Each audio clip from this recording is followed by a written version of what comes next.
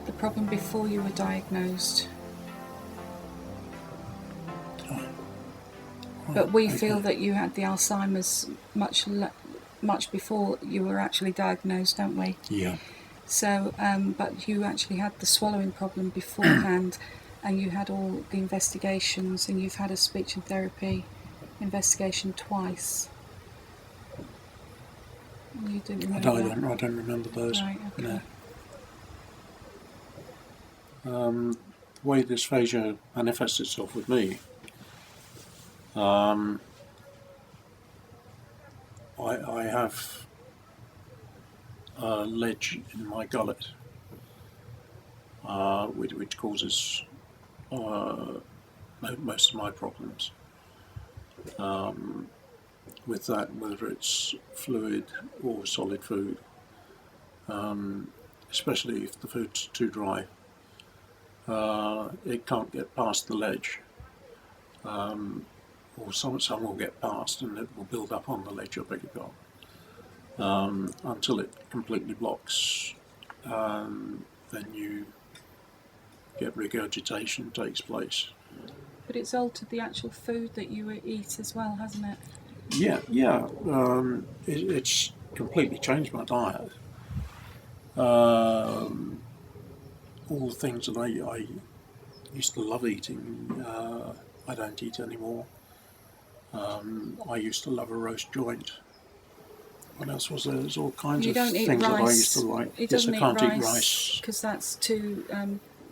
It swells, and also noodles and things like that. Occasionally can eat those, but it's meat. If he has meat any time, it has to be cut very small. Have to remind David to chew well and to actually take smaller mouthfuls and to chew it very well so that it's not going to build up. Also, all the food that I have now has to be moist. So I have gravies, sauces of various kinds to make sure that it stays as a wet item that's going down into my mouth and down my throat.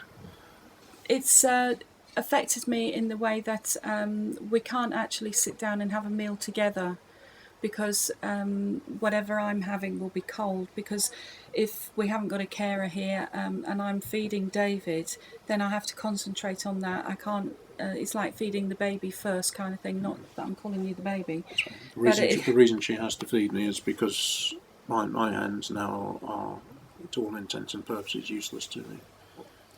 Yeah, so it's very difficult to actually enjoy a meal together. And it has changed the fact of going out to eat. That's not always the pleasure that it used to be, is it? No. Also, we've now got to be pretty picky about what sort of restaurant we go to. Yeah. It's simply what they serve and the way they serve it that makes it inedible to me. With drinking, I have to take care. I can no longer take hold of a glass, obviously, the way I used to, but if I were able to, I can no longer gulp down a drink the way one used to. I have to drink usually through a straw, so that I only get a limited amount of liquid go down my throat.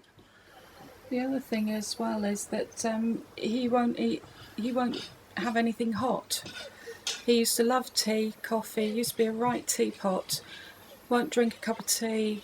He'll have soup now and again, but even then he has to have bread in it so that it thickens it up, even if it's got vegetable and that sort of thing. He'd rather have like a cross between soup and a stew, kind of thicker.